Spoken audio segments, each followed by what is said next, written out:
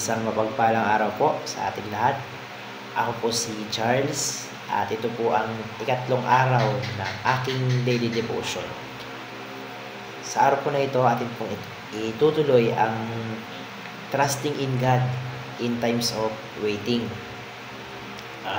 Sa araw po na ito, atin pong tatalakayin ang 1 Samuel chapter 16 verse 13. Ang sabi po rito, "Then Samuel took the horn of oil and anointed him in the midst of his brothers. And the Spirit of the Lord pushed upon David from that day forward. And Samuel rose up and went to Ramah." So dito po sa 1 Samuel chapter 16 verse 13, dito naganap or dito nangyari yung pagtatalaga kay Haring David bilang hari ng Israel, no? Na si Haring David ay, kung ating aalamin, si Haring David ay bunso sa magkakapatid. Pero sa kabila nun, siya ang pinili ng Lord na maging hari, hindi yung mga mas panganay sa kanya. Siya ang pinili ng Lord na pamunuan yung bayan ng Israel noon.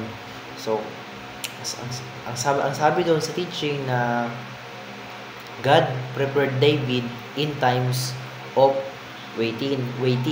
So, kung ating babalikan, si David ay pastor siya ng mga tupa nung bata pa lang siya. So, doon pa lang pala hinahanda na siya ng Panginoon na magpastol ng mga tao sa Israel. So, para sa akin, sa buhay na siguro, ngayon pa lang, hinahanda na ako ng Panginoon para sa future, para sa kung ano man yung magiging estado ko sa future, kung magiging profession ko, gano'n. Siguro, baka kaya ako nag-aaral ng gantong course, ng marketing, baka ang plano sa akin ni God is maging successful businessman, gano'n, na hinahanda niya ako bilang maging isang businessman, gano'n, kaya nag-aaral ako ngayon. So parang gano'n yung naiisip ko kanina na habang nanonood sa video ni Pastor Russell.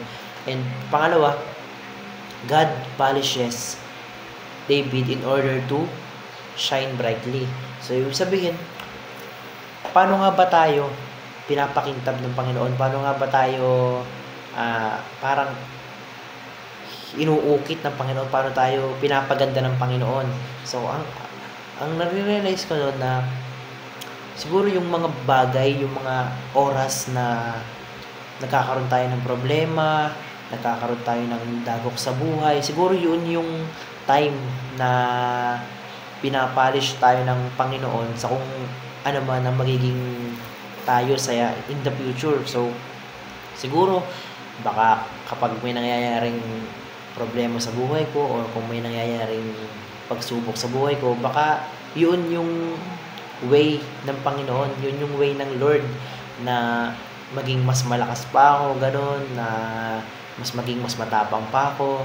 Baka kaya ako nahihirapan na to kasi kumbaga hinahanda niya ako bilang maging mas malakas pa. Ganun yung nare-realize ko habang nanonood kanina. And sabi pa rin doon na God prosper David in all he does. So, ibig sabihin daw, sa lahat ng paghihirap, sa lahat ng mga pagsubok na ibinibigay niya, kasama natin siya. So, ang sabi doon na, kung ating matatandaan, di ba si David is, nilabanan niya pa si Goliath. So, ibig sabihin, pwede nating sabihin na, kaya siya inilagay ni Lord sa puntong yun ay baka nga hinahanda siya kasi magiging hari siya ng Israel. So, habang nangyayari yung mga pagsubok na yun, kasama niya ang Lord. So, ganun, sa buhay, siguro, marahil dumadating ako sa punto na nahihirapan ako or nagkakaroon ako ng pagsubok, naiisip ko na kasama ko ang Diyos, na tinutulungan niya ako, na nandyan siya sa tabi ko, ganon. And sabi pa doon sa application is endure the shaping of our character. So sabi, tiisin daw yung kung paano tayo hinahasa ng Panginoon. So tulad ng sabi ko kanina, kung binigyan ka ng pagsubok tapos nahihirapan ka, tiisin mo.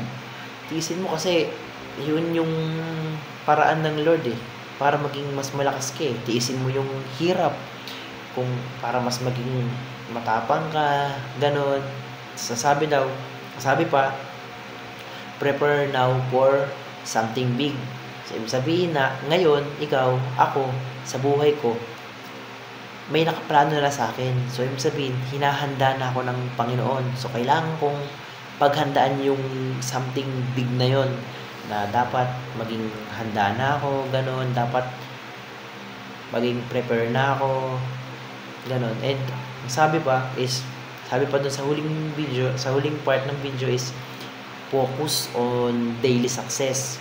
So, syempre ikaw, kasama sa paghahanda ng sa'yo ng Panginoon, dapat araw-araw kung nagpo-focus dun sa goal mo. So, kung ang sabi pa din ni Pastor Russell na kung gusto mo daw ng isang masaganang buwan, dapat daw gawin mong masagana yung araw-araw mo. So, sabi pa doon na kung gusto mo raw maging masagana yung taon mo, dapat gawin mong masagana yung lahat ng buwan mo, ganon. So, ang pinakang natutunan ko or pinakang naging realization ko sa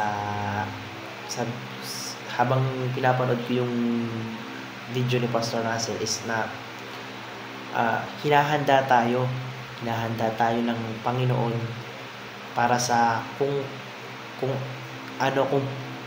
magiging ano tayo sa future. So, ibig sabihin, kung ngayon, kung may mga dumadating na problema, kung may mga dumadating na pagsubok, is yun lang yung way ng Panginoon kung paano tayo hasain, kung paano niya tayo parang iukitin, gano'n, na parang yun yung way niya na para mas maging mahubog yung ating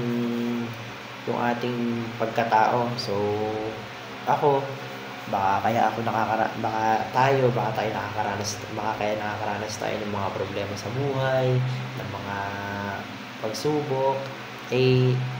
Ang pinakang intention ni Lord doon ay gawin tayong mas malakas pa para sa future maging handa tayo sa buhay, ganon.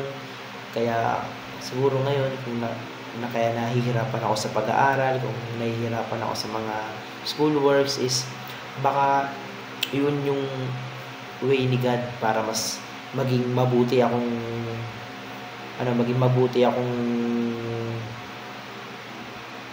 businessman, parang gano'n, na maging mabuti ako sa trabaho. Baka kaya ako nagsisipag sa pag-aaral is para mas maging masipag din ako pag nagtrabaho na ako, gano'n.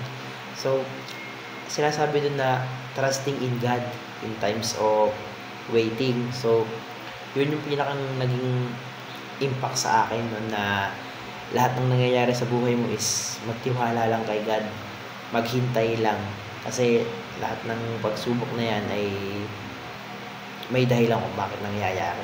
So, yun lamang po. Ito po ang katapusan ng aking ikatlong daily devotion. Thank you po at glory to God po.